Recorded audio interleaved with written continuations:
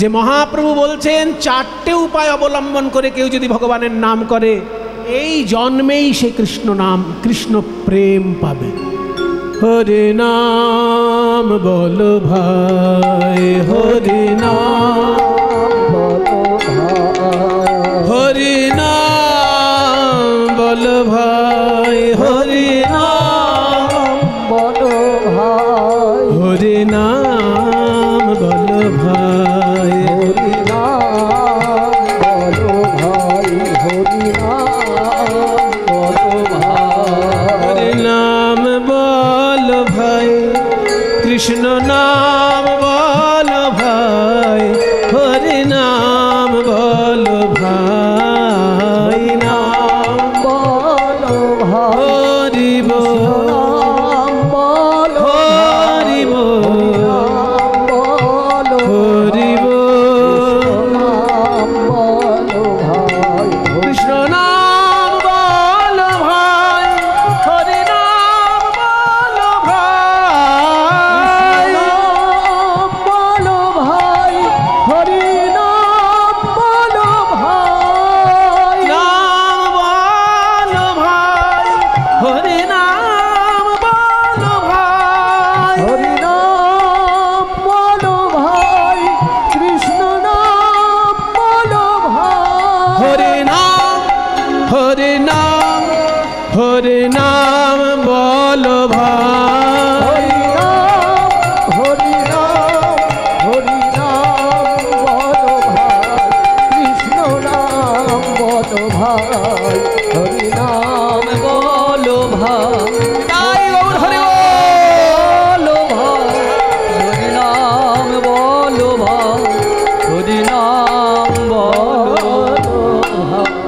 একটা জিনিস খেয়াল করুন, আমি অনেকক্ষণ ধরে একটা গান গাইছি কিন্তু একটা লাইন বারবার গাইছি, নাম নাম নাম নাম, কিন্তু একটা লাইন বারবার বললেও তার মানেগুলো অনেক। বলি আগে তো নাম, আগে তো নাম, আগে তো নাম, আগে তো নাম, ওরে নাম নাম, তুই নাম নাম, আগে তো নাম, আগে তো নাম, নাম নাম নাম নাম, আগে তো নাম, আগে তো নাম, আগে বলবি মধুর হরি নাম, নাম নাম, আগে তো নাম, ও তুই পরে বলবি মধুর হরি নাম, আগে তো নাম, আগে তো নাম। জয় নিতাই। এত সুন্দর একটি শ্রীমদ্ ভগবদ গীতা দান করলেন, মূল শ্লোকের সম্পূর্ণ ভাবার্থ সম্বলিত লেখা আছে। শ্রীমদ্ ভগবদ গীতা ভারতবাসীর একটা বিরাট বড় সম্পদ এবং অহংকার করার মতো সম্পদ। আজকে আমি দুটো কথা আপনাদেরকে বলবো যেটা আমি আগে কখনো বলিনি। ভগবানের কৃপায় শাস্ত্র চর্চা করতে করতে অনেক নিত্য নতুন জিনিস আবিষ্কার হয়। তো একটা জিনিস আবিষ্কার হয়েছে এই গীতা সম্পর্কে আমার, আমি এর আগে বলেছি অবশ্য যে শ্রীমদ্ ভগবদ গীতায় মোট শ্লোক কয়টি, এই কিছুক্ষণ আগেই বলেছি 700টি শ্লোক, কিন্তু অরিজিনাল গীতায় 700টির বেশি শ্লোক আছে। সেই অরিজিনাল গীতাটা আমরা হাতে সবসময় পাই না। এটার কারণ হচ্ছে আমাদের গবেষণার মানসিকতাটা নেই। তো বিদেশিদের আর বিধর্মীদের অত্যাচারে আমরা এতটাই জর্জরিত হয়ে আছি যে আমাদের শাস্ত্র নিয়ে আমরা ভালো করে গবেষণা করার মতন মনটা তৈরি করতে পারি। শ্রীমদ্ ভগবদ গীতায় মোট শ্লোকের সংখ্যা হওয়া উচিত 745, কিন্তু যে সংস্করণ আমরা সবাই পাঠ করি সেটা যে ভুল তা বলবো না, কিন্তু এইটুকু বলা যায় সেটা অসম্পূর্ণ। ভুল নয় কিন্তু অসম্পূর্ণ। যেখানে যে গীতা আপনারা পাঠ করছেন দেখবেন 700টা শ্লোকের বেশি হচ্ছে না, কিন্তু দিল্লি থেকে একজন বিজ্ঞানী গবেষক ওই 745টি গীতার শ্লোক সমেত অরিজিনাল গীতা প্রকাশ করেছে। সেই বিজ্ঞানীকে আমি প্রণাম জানাই। এবং আমাদের আনন্দের কথা যে তিনি বাঙালি। তিনি দক্ষিণ ভারতে যে ভাবা রিসার্চ সেন্টার আছে না, সায়েন্সের একটা বিরাট বড় গবেষণা কেন্দ্র, ওই ভাবা রিসার্চ সেন্টারের তিনি সায়েন্টিস্ট। কিন্তু তিনি বিজ্ঞান চর্চার সঙ্গে সঙ্গে শাস্ত্র চর্চাও করেছেন। এই রকম ভাগ্যবান মানুষ আমাদের দেশে সংখ্যায় খুবই কম। কিন্তু উনি দেখেছেন যে গীতায় যে কটা শ্লোক থাকা উচিত সেগুলো তো নেই। ওই রকম বিজ্ঞানী একজন অনেক রিসার্চ করে কাশ্মীর থেকে প্রাচীন গ্রন্থ গবেষণা করে বার করে উনি 745টি শ্লোক সমেতই গীতা দিল্লি থেকে প্রকাশ করেছেন। আপনারা একটুখানি অ্যামাজনে সার্চ করবেন আর গুগলে সার্চ করবেন, দুটো অনেক কোম্পানি থেকেই পাওয়া যাবে। আমি দুটো কোম্পানির নাম বলে দিচ্ছি। অ্যামাজন থেকে পাওয়া যাবে, আর এক্সোটিক ইন্ডিয়া বলে একটা ওয়েবসাইট আছে, সেইখানে বই কিনতে পাওয়া যায়, সেইখানেও পাওয়া যাবে। এক্সোটিক ইন্ডিয়া কিংবা অ্যামাজন, এই দুটো প্ল্যাটফর্মে আপনারা কিন্তু পেয়ে যাবেন। শুধু লিখবেন অরিজিনাল ভগবদ গীতা বা অরিজিনাল গীতা লিখলেও হবে, উইথ 745 ভার্সেস, মানে 745টি শ্লোক সমেত অরিজিনাল গীতা। এই নামটা আপনি অ্যামাজনে কিংবা এক্সোটিক ইন্ডিয়ায় সার্চ করলে পেয়ে যাবেন। এইটা একটা তত্ত্ব আবিষ্কার হয়েছে।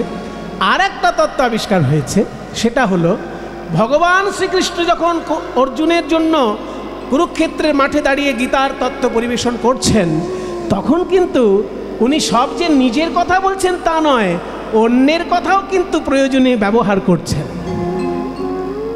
সেই রকম দুটো শ্লোক পাওয়া গেছে যেখানে উনি বিদুরের থেকে ধার নিয়ে কথা বলেছেন।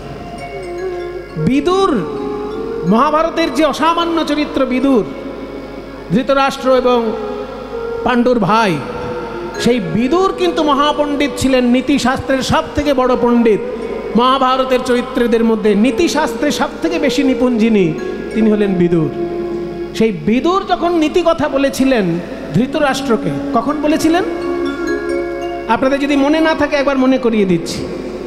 যখন বিরাট রাজার দরবারে ধরা পড়ে গেল পঞ্চপাণ্ডব, তারা 12 বছর ধরে বনভ্রমণ করতে করতে তারপর 1 বছর তারা অজ্ঞাতবাস করেছিল। যখন এক বছর ধরে অজ্ঞাতবাস করেছিল, তার আগে থেকেই তারা কিন্তু ব্রাহ্মণ রূপে নিজেদেরকে লুকিয়ে রেখেছিল। ব্রাহ্মণ রূপ ধারণ করে পঞ্চপাণ্ডব বনে বনে ঘুরত এবং অজ্ঞাতবাসে থাকত। কেন ব্রাহ্মণ রূপে থাকতেন না? ক্ষত্রিয় রূপে থাকলে পরে যদি কেউ চিনে নেয়, দুর্যোধনকে গিয়ে বলে দেবে, অমনি দুর্যোধন তাদের ক্ষতি করবে। সেই জন্য কেউ যাতে চিনতে না পারে, ওই জন্য পঞ্চপাণ্ডব ব্রাহ্মণ রূপ ধারণ করে তারা বনে বনে ঘুরত। তা ব্রাহ্মণ আর ক্ষত্রিয় এই দুজনকে চেনার উপায় কি ছিল তখনকার দিনে? এগুলো সবাই জানে না বাবা, শুনে নেওয়া ভালো, জেনে নেওয়া ভালো। পৈতে তখনকার দিনে 3টে প্রকৃতির মানুষেরই থাকতো, ব্রাহ্মণ, ক্ষত্রিয় এবং বৈশ্য। এই 3 জাতিরই পৈতে থাকতো, কিন্তু 3টে জাতির পৈতে 3টে রঙের থাকতো। ব্রাহ্মণের পৈতে থাকতো সাদা, ক্ষত্রিয়ের পৈতে থাকতো লাল, আর বৈশ্যের পৈতে থাকতো হলুদ। ব্রাহ্মণকে চেনা যেত তার সাদা পৈতে দেখে। এখন আলাদা করে ব্রাহ্মণ চেনা বড় মুশকিল, কারণ পৈতে এখন শুধু ব্রাহ্মণের কাঁধে নেই, এখন অনেক অব্রাহ্মণের কাঁধেও পৈতে আছে। এটা বৈষ্ণব ধর্মের অবদান। বৈষ্ণব ধর্মের অবদানে এখন কিন্তু অব্রাহ্মণের কাঁধেও পৈতে আছে। যারা গৌড়ীয় মঠে দীক্ষা নেন, যারা ইস্কনে দীক্ষা নেন, বা যারা মেদিনীপুরের গোপীবল্লভপুরে দীক্ষা নেন, তাদের বৈষ্ণব ধারায় তারা কিন্তু অব্রাহ্মণের কাঁধেও পৈতে দিয়ে গায়ত্রী মন্ত্র দান করছেন। এটা বৈষ্ণব ধর্মের একটা প্লাবন বলতে পারেন, বা বৈষ্ণব ধর্মের একটা আন্দোলন বলতে পারেন। কিন্তু তখনকার দিনে, মানে মহাভারতের যুগে, ব্রাহ্মণ, ক্ষত্রিয়, বৈশ্য 3টে মানুষ পাশাপাশি দাঁড়ালে 3 জনের কাঁধেই পৈতে থাকবে। রং দেখে চেনা যেত।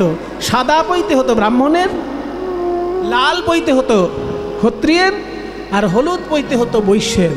সেই জন্য যখন বনে গিয়েছিল পঞ্চপাণ্ডব, তখন তাদের পৈতে ছিল লাল রঙের।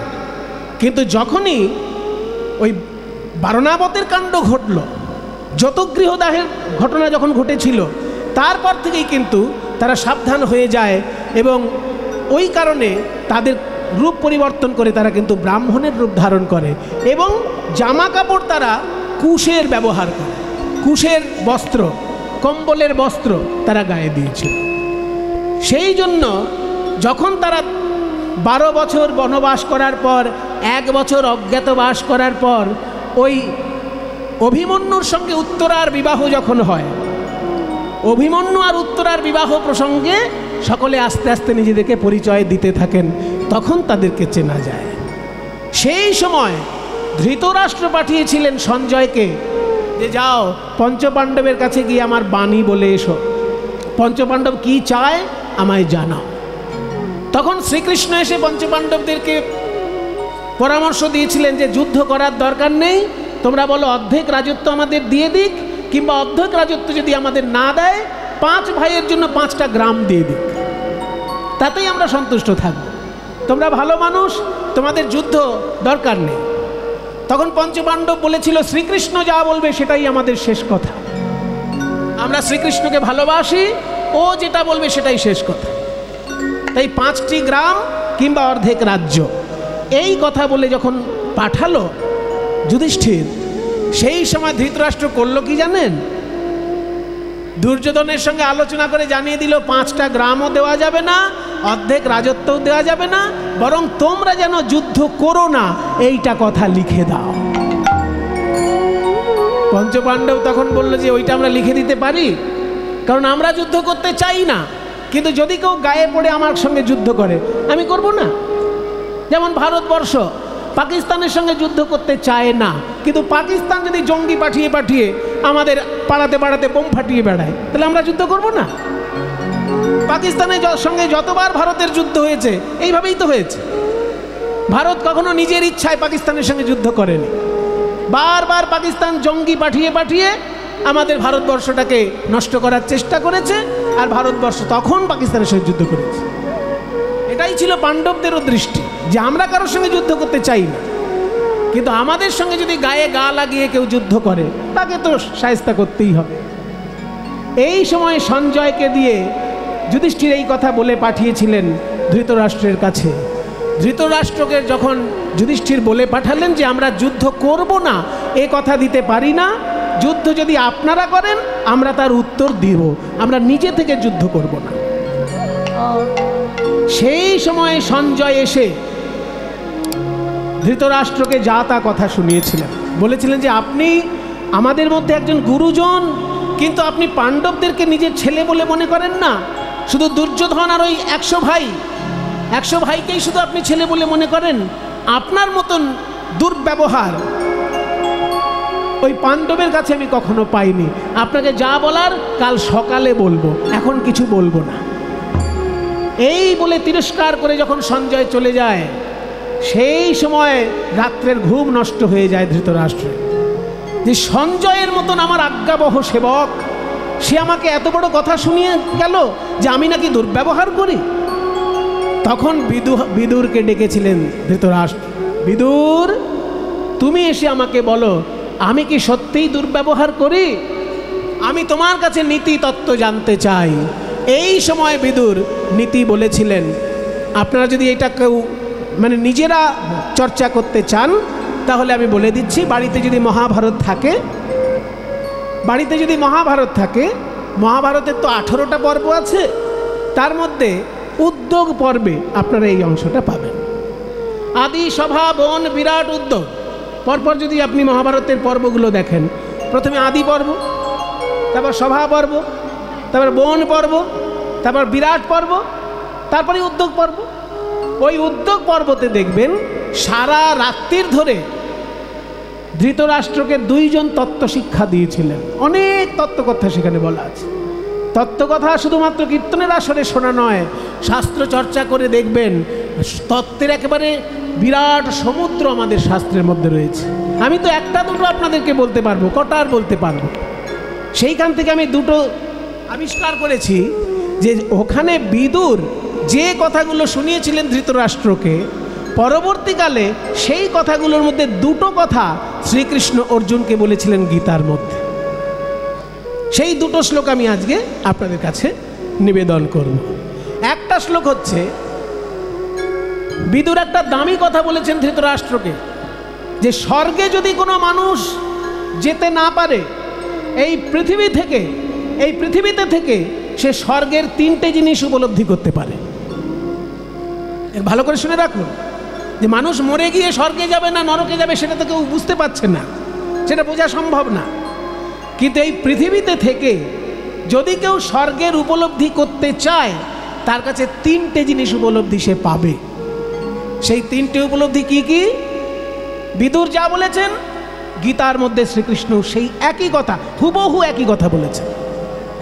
সেই কথাটা হচ্ছে, সুরে বলি একটু, ত্রিবিধং নরকস্যেদং দ্বারং নাশনমাত্মনঃ কামক্রোধস্তথা লোভः তস্মাদেতত্রয়ং त्यजेत्। হরি ওম। ধ্বনি গৌর হরি বল। ওম হরি ওম হরি ওম হরি ওম হরি ওম হরি ওম হরি ওম হরি ওম। স্বর্গে যেখানে পাপ পুণ্যের বিচার হওয়ার পর মানুষ আজীবন সুখ লাভের জন্য যায়, সেই স্বর্গের দুটো জিনিস এখানে পাবে, আর নরকের তিনটে জিনিস এখানে পাবে। বিদুর বলছে নরকের তিনটে জিনিস আগে বলেনি, তারপর স্বর্গেরটা বলছি। নরকের তিনটে জিনিস কি পাবে না, নরক কুণ্ডের চারদিকে চারটে দরজা আছে, একটা দরজার দর্শন এখান থেকে সম্ভব নয়, কিন্তু তিনটে দরজা এখান থেকে উপলব্ধি করা যাবে। সেই তিনটে নরকের দরজা কি কি?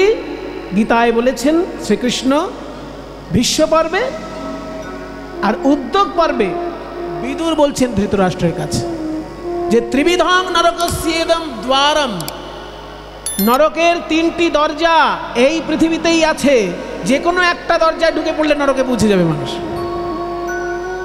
সেই তিনটে দরজা কি কি? সকলের জানা, তবুও ভগবানের বাণী হিসেবে শোনা, কাম, ক্রোধ এবং লোভ। দেখুন এবার মিলিয়ে জীবনের সঙ্গে, যে লোক অত্যন্ত কামুক সে নরকে যাবে কি না? কারণ যে অত্যন্ত কামুক তার ধর্মাধর্ম হিতাহিত জ্ঞান থাকে না, তার হিতাহিত জ্ঞান থাকে না, ধর্মাধর্ম জ্ঞান থাকে না, কাজে নরকে সে যেতে বাধ্য। ওই জন্য অত্যন্ত কামুক যে, তাকে নরকে যেতে হবে, এটা প্রথম দরজা। দ্বিতীয়, অত্যন্ত রাগী যে, সবসময় কুকুরের মতো রেগেই আছে, ঘেউ ঘেউ করতেই আছে, কারণে হোক অকারণে হোক সবসময় রেগে আছে, এই ধরনের লোক যদি থাকে তাকেও নরকে যেতে হবে। কাম, ক্রোধ তথা লোভ, লোভাতুর, এটা চাই ওটা চাই, এটা খাবো সেটা খাবো, সারাক্ষণ লোভের মধ্যে যে ডুবে থাকে সেও কিন্তু নরকে যেতে হবে, কারণ তারও হিতাহিত জ্ঞান থাকে না, তারও ধর্মাধর্ম জ্ঞান থাকে না। সেই জন্য কাম, ক্রোধ তথা লোভ, তস্মাৎ, সেই জন্য এতত্রয়ং ত্যাজেত, যতটা সম্ভব এই তিনটে অ্যাভয়েড করে যেতে হবে। সম্ভব নয়, মনুষ্য জীবনে কামও লাগে, ক্রোধও লাগে, লোভও লাগে, সবেরই প্রয়োজন আছে মনুষ্য জীবনে, কিন্তু অতিরিক্ত মাত্রায় নয়, নিয়ন্ত্রণ করে। এটাই বিদুরের বাণী বা ভগবানের বাণী। আশ্চর্যভাবে এই বাণীটি ওই বিদুরও বলেছেন ধৃতরাষ্ট্রকে, আর শ্রীকৃষ্ণ বলছেন অর্জুনকে। তার মানে কি, ভগবান যখন বাণী বলেন তিনি কিন্তু ভক্তের কাছ থেকে বাণী ধার করে নেন, এতে তার কোনো লজ্জা নেই। ভগবান যে ভক্তের কাছে সবসময় ছোট হয়ে থাকেন, এই বাণীটা তার একটা প্রমাণ। ভগবান তো নিজে বানিয়ে সব বলতে পারতেন, সব নিজে বানিয়ে বলেন। বেদ বেদান্ত থেকে বলেছেন বাণী, আর এই বিদুরের থেকে যেমন দুটো বাণী ধার নিয়েছেন, একটা বাণী এইটা, আর একটা হচ্ছে, আরেকটা বলি, হরি ওম হরি ওম হরি ওম হরি ওম। উদ্ধরেদাত্মনাত্মানম নাত্মানম অবসাদয়েৎ, আত্মা এবাত্মনো বন্ধু आत्मैव रिपुरात्मनः हरि ओम हरि ओम हरि ओम हरि ओम हरि ओम हरि ओम। भगवानेर बाणी एवं विदुरेर बाणी বলছে উদ্ধারের আত্মনাত্মানম, আত্মা দিয়ে আত্মাকে উদ্ধার করবে। খুব জটিল কথা হয়ে যাচ্ছে, কিন্তু আত্মা দিয়েই আত্মাকে উদ্ধার করবে। নাত্মানম অবসাদয়েত, আত্মাকে কখনো অবসন্ন করবে না। আত্মা হেবাত্মন বন্ধু, আত্মাই আত্মার বন্ধু। আত্মাই বা রিপুর আত্মনা, আত্মাই আবার আত্মার শত্রু হতে পারে। এটা ব্রহ্মজ্ঞানের কথা। সমস্ত কিছুর মধ্যে যেহেতু আত্মা আছে, আমার শরীরটার মধ্যেও আত্মা আছে, আমার মনের মধ্যেও আত্মা আছে, আমার শত্রুর মধ্যেও আত্মা আছে, আমার মিত্রের মধ্যেও আত্মা আছে, সকলের মধ্যে যেহেতু আত্মা বিরাজ করছে, তাই দেখবেন কোনো কোনো মানুষ আপনাকে অধঃপতনে পাঠাতে পারে, আবার কোনো কোনো মানুষের সান্নিধ্য আপনাকে গোলকে পৌঁছে দিতে পারে। তাই বলছি আত্মা দিয়েই আত্মাকে উদ্ধার করবে। তার মানে কি, সৎসঙ্গের মধ্যে দিয়ে জীবনটাকে এগিয়ে নিয়ে যাবে ভগবানের চরণে। এই যে বাণী ভগবান বলেছেন, এটাও বিদুরের কাছ থেকে ধার করা। আর যেটা বলছিলাম, নরকের দরজা এই পৃথিবীতে বসে দেখা যায়, তিনটে দরজা। সেই দরজাগুলোর নাম হচ্ছে কাম, ক্রোধ, লোভ। আর স্বর্গের কি জিনিস এই পৃথিবীতে বসে পাওয়া যায়, সেটাও তো বিদুর বলেছেন। বলছে দেখুন, এই পৃথিবীতে বসে যদি কেউ স্বর্গ সুখ উপলব্ধি করতে চায়, তাহলে তার 6টা জিনিস পেতে হয়। 6। হ্যাঁ, পাখা ঠান্ডা লাগছে। ও একটু পাখাটা এইদিকে বন্ধ করতে বলছি, দেখো তো সম্ভব কিনা। ও সবগুলো একটাই সুইচ বোধ হয়। এবার মাঝখানে যারা বসেছেন তাদের হয়তো গরম লাগছে। লাগবে না, পাখা লাগবে না গো। কারেন্টের কারো দায়িত্বে আছে, একটু দেখে নাও। পাখা হ্যাঁ বন্ধ করে দিয়েছে। বলছে যে দেখো, বলছে যে 6টি জিনিস যদি কেউ সংসারে বসে পায়, তাহলে এখানেই সে স্বর্গ সুখ পাচ্ছে। সেগুলো কি? সেগুলো হচ্ছে বিদ্যা অর্থাগম নিত্যম, বিদ্যার্থগম নিত্যম চ নিত্যম, ভার্যা চ প্রিয়া প্রিয়বাদিনী চ, পুত্রস্য বশ্যোর্থকরী চ বিদ্যা, ষড়েতে ভূমৌ স্বর্গসুখানি রাজন। বলছে অর্থাগমো নিত্যমরোগিতা চ। 6টি জিনিস আপনার বাড়িতে যদি থাকে, আপনি স্বর্গে বাস করছেন, আপনাকে মরে স্বর্গে যেতে হবে না। জেনে নিন বিদুরের মুখ থেকে। অর্থাগম, নিয়মিত যদি টাকা পয়সা কারোর বাড়িতে আসে। মহাভারত হচ্ছে অত্যন্ত বাস্তব একটি শাস্ত্র। অবাস্তব কল্পনাময় 2-1টা ঘটনা আছে, কিন্তু ম্যাক্সিমাম জিনিসটাই মহাভারতে বাস্তব থেকে নেওয়া। কারোর বাড়িতে যদি নিত্য অর্থ আগমন হয়, তার বাড়িটা স্বর্গের মতন আনন্দে থাকে। কি কৃষ্ণদা, এই আজকে এটা খেতে পাচ্ছি না, কালকে ওটা খেতে পাচ্ছি না, সারাক্ষণ এই অভাব বলছে কি ভালো লাগে? নিত্য যদি অর্থাগম থাকে কারোর বাড়িতে, তাহলে সে স্বর্গ সুখ পাচ্ছে। অর্থাগম নিত্যম, এটা একটা। অরোগিতা চ, রোগ ব্যাধি যদি বাড়িতে না থাকে, দেখুন একদম অক্ষরে অক্ষরে মিলে যাবে। অর্থ যদি নিয়মিত আসে কারোর বাড়িতে, রোগ ব্যাধি যদি বাড়িতে না থাকে, এবং কারোর প্রিয়া যদি সুন্দরী থাকে, এবং কারোর স্ত্রী যদি মিষ্টভাষিনী হয়, ঝগড়াটে বউ হলে হবে না। ঝগড়ুটে বউ যদি থাকে, তাহলে আপনার জীবন গেল। মিষ্টিভাষী গিন্নি যদি বাড়িতে থাকে, তাহলে একদম স্বর্গ সুখে আপনি বাস করছেন। হ্যাঁ, প্রিয়া চ ভারিয়া প্রিয়বাদিনী চ। যেসব মায়েরা এখানে আছেন ঝগড়াটি, কেউ তো আর বলবে না আমি ঝগড়াটি। সেই জন্য আমি তাদের কাছে একটা অনুরোধ করতে চাই, যারা মনে করেন যে আমার জন্য আমার স্বামী খুব ঝগড়া বোধ করে, তাদের জন্য একটাই আমার একটা শুধু কথা, যে যখন কোনো কথা বলবেন, একবার আগে লম্বা নিঃশ্বাস নেবেন, দেখবেন কুকথা আপনার মুখ থেকে বেরোবে না। এটা একটা জীবন সূত্র আমি শিখিয়ে দিচ্ছি। অনেক মহাপুরুষের সঙ্গ করেছি বলে অনেক ছোট ছোট শিক্ষা জীবনে লাভ করেছি, সেগুলো আমি কখনো কখনো বলে ফেলি। আসলে আজকে একটা বলে দিচ্ছি, যখনই কোনো মুখে কথা এসে যাবে না, একবার মনে করে জোরে একটা নিঃশ্বাস নেবেন, একটু আটকে রাখবেন, তারপর ছাড়বেন। দেখবেন যে কথাটা আপনি বলতে যাচ্ছিলেন সেই কথাটা বলে ফেললেও অনেক সফট করে বলতে পারছেন। এটা একটা সূত্র। ওই জন্য মুনি ঋষিরা আমাদের প্রাণায়াম শিখিয়েছিলেন। প্রাণায়াম কেন শিখিয়েছিলেন? জীবনে এগিয়ে যাওয়ার জন্য। এগুলো সূত্র এক একটা। যখনই তোমার মুখে কখনো কথা এসে যাবে, ওই কথাটা আসে কি করে? আগে হাওয়া আসে, তারপর তো কথা। যার শরীরের ভিতরে হাওয়া নেই সে কথা বলতে পারে? এগুলো বিজ্ঞানের ব্যাপার। হাওয়াটা যখন আপনার স্বরযন্ত্রের ভিতর দিয়ে বেরোচ্ছে তখনই কথা হয়ে বাইরে বেরোচ্ছে। শরীরে যদি হাওয়া না থাকে আপনার কথা বেরোবে না, কিন্তু কথা বেরোবে না শরীরে যদি হাওয়া না থাকে। ওই জন্য বায়ুর উপর নিয়ন্ত্রণ আমাদের মুনি ঋষি শিখিয়েছেন প্রাণায়ামের মধ্যে দিয়ে, যে যখনই কোনো কথা মুখে এসে যাবে, এসে যেতেই পারে, মাথা গরমে মানুষ অনেক কিছু বলে, কিন্তু বলার আগেই একবার শুধু আস্তে করে নিঃশ্বাস নেবেন, নিয়ে একটু আটকে রাখবেন, তারপরে আস্তে করে ছেড়ে দিলেন। দেখুন, একবার বাড়িতে অ্যাপ্লাই করে দেখুন, যে কথাটা আপনি বলতে যাচ্ছিলেন সেটা হয় বলতে পারবেন না, নইলে বললেও খুব সফট করে সেটা বেরোবে।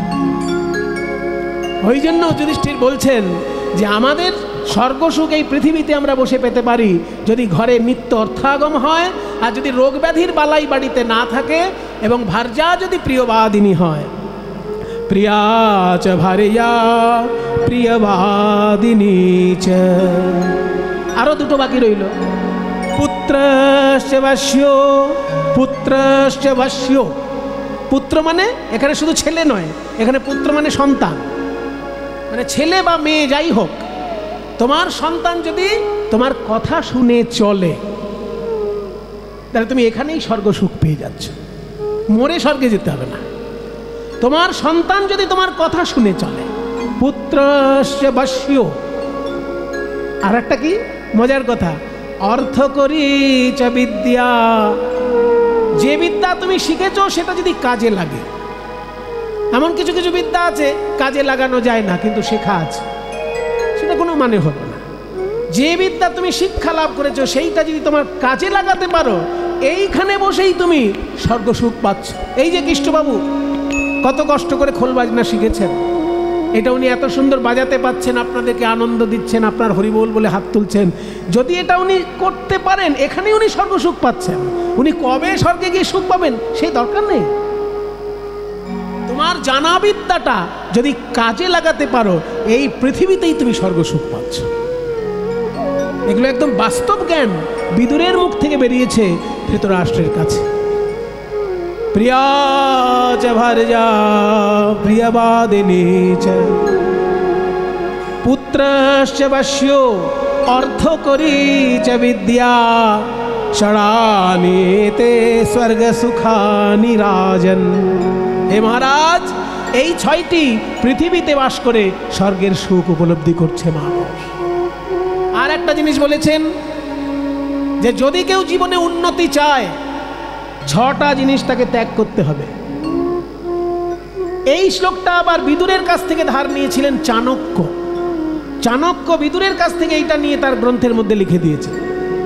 মহাভারত পড়লে তবে জানা যায় যে চাণক্য এটা বিদুরের থেকে নিয়েছেন। আপনি যদি মূল মহাভারত না পড়েন তাহলে চাণক্যের শ্লোক বলেই মনে করবেন। আমরা আগে তাই মনে করতাম। আমি যখন এই শ্লোকটা জীবনে প্রথম পড়ি, চাণক্যের শ্লোকে পড়েছি, পরে দেখি এটা মহাভারতে লেখা। তো আগে মহাভারত, তারপর তো চাণক্য। আগে চাণক্য, তারপর তো মহাভারত নয়। ইতিহাস কি বলছে? আগে মহাভারত, তারপর চাণক্য।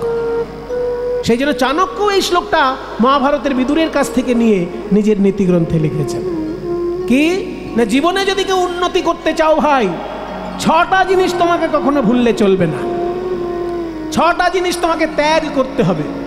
ত্যাগ না করলে বড় হওয়া যায় না। 6টা জিনিস তুমি ত্যাগ করো, উন্নতি তোমার হবেই। কি সেই 6টা জিনিস? চাণক্যের নীতিতে আমি আগে পড়েছিলাম, পরে দেখছি সেটা মহাভারতে লেখা আছে। বলছে ষড়বিধা পুরুষে নেহ হাতব্যাভূতিমিচ্ছতাম নিদ্রা তন্দ্রা ভয়ং ক্রোধম আলস্যম দীর্ঘসূত্রতা। ষড়বিধান পুরুষে নেহ হাতব্যম। হাতব্যম মানে ত্যাজনীয়, ত্যাগ করতে হবে ছটা জিনিস মানুষকে। পুরুষে না, এখানে পুরুষ মানে শুধু পুরুষ মানুষ নয়, সব মানুষকে। প্রত্যেকটি মানুষের ছটা জিনিস ত্যাগ করতে হবে। ভূতিম ইচ্ছতা, ভূতি মানে উন্নতি। উন্নতি যদি কেউ চাও, সমৃদ্ধি যদি কেউ চাও, ছটা জিনিস তোমায় ত্যাগ করতে হবে। কি কি? নিদ্রা। অতিরিক্ত ঘুম যদি তোমার জীবনে আসে, তাহলে তুমি ভালো কাজ তো শিখতেই পারলে না। তোমার জীবনে তো শিক্ষাটাই ঠিক করে লাভ হবে না যদি ঘুম বেশি এসে যায়। ওই জন্য ঘুম দরকার মিনিমাম 6 ঘন্টা। বিজ্ঞানীরা বলছে যে 8 ঘন্টা ঘুম হলে সব থেকে ভালো, কিন্তু যদি কম হয় 6 ঘন্টা ঘুম হলেই চলে যায়। তাহলে 24 ঘন্টার মধ্যে 6 ঘন্টা যদি ঘুম হয়, 18টা ঘন্টা রয়েছে তোমার এক একটা দিন। করছোটা কি ভাই? কি করছো তুমি 18টা ঘন্টা ধরে? তাই বলছে নিদ্রা যদি 18 ঘন্টার মধ্যে কেউ, 24 ঘন্টার মধ্যে কেউ যদি 18 ঘন্টায় ঘুমায় আর 6 ঘন্টা জেগে থাকে, তাহলে তার কিছুই হবে না। ওই জন্য বলছে নিদ্রা ত্যাগ করতে হবে, তন্দ্রা ত্যাগ করতে হবে। নিদ্রা তন্দ্রা ভয়ং ক্রোধম, ভয় পেলে চলবে না। কাজ করার জন্য যেখানে যেতে হয় সেখানে যেতে হবে। ক্রোধ, রাগারাগি করা চলবে না, কারণ রাগ মানুষকে জীবন থেকে পিছিয়ে দেয়। অনেক বড় বড় ভুল সিদ্ধান্ত নিয়ে নেয় মানুষ রাগের জন্য। তাই নিদ্রা তন্দ্রা ভয়ং ক্রোধম আলস্যম মানে আলসেমি। আর দীর্ঘসূত্রতা, কাজের মধ্যে ঢিলেমি। যেটা এখন করার দরকার মনে করছি বিকেলে করব, যেটা আজ করার দরকার মনে করছি কালকে করব, এটাকে বলে দীর্ঘসূত্রতা। এই 6টি জিনিস যদি মানুষ ত্যাগ করতে পারে, তার উন্নতি একেবারে স্বর্ণাক্ষরে লেখা আছে। এই বাণী বিদুর বলেছিলেন ধৃতরাষ্ট্রকে। আমার খুব জেনে আনন্দ লাগলো যে বিদুরের বাণী এতটাই গুরুত্বপূর্ণ যে সেখান থেকে 2টো বাণী নিয়ে স্বয়ং ভগবান শ্রীমদ্ ভগবদ্ গীতার মধ্যে স্থান দিয়েছে। তাহলে এই যে একটু আগে বললাম হরিনাম করবে কেন? আগে নাম, অহংকারের মঞ্চ থেকে নাম, অহংকারের মঞ্চ থেকে নাম, তবে গাইবি হরিনাম। আজকে মহাপ্রভু ভাবে আবিষ্ট হয়ে কি করছেন? মুখ দিয়ে বাঁশির সুর বাজাচ্ছেন, মুরলী শব্দ করি, মুরলী শব্দ এটি ভাব রে,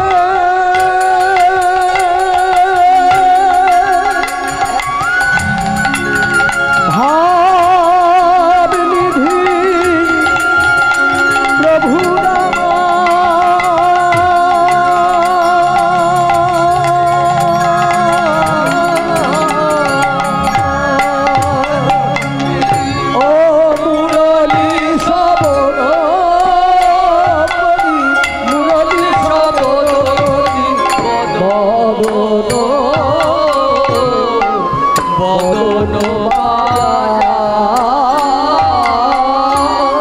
মহাপ্রভুর মুখে বাঁশি শুনে সবাই অবাক হলো বটে, কিন্তু সব থেকে বেশি অবাক কে হলো জানো?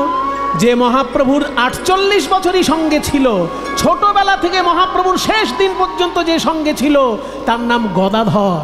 সেই গদাধর এসে বলছে, প্রভু তুমি এত সুন্দর বাঁশি বাজাচ্ছ কি করে? মুরলীর ধ্বনি, মুরলীর ধ্বনি, মুরলীর ধ্বনি শুনি প্রভু গদাধর আইল, এবার মুরলী শিখিব বলি, মুরলী শিখিব বলি, মুরলী শিখিব বলি বামে বামে দাঁড়াইল।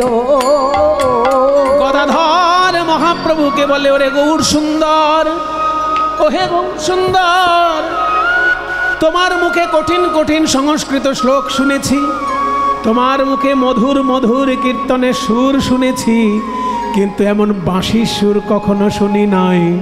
আজকে যখন এত সুন্দর বাঁশি বাজাচ্ছ, একবার শিখাইয়ে দাও হে, আমায় শিখাইয়ে দাও হে, শিখায়ে দাও হে, তুমি কেমন করে বাজাও বাঁশি শিখাইয়ে দাও হে, কেমন করে বাজাও বাঁশি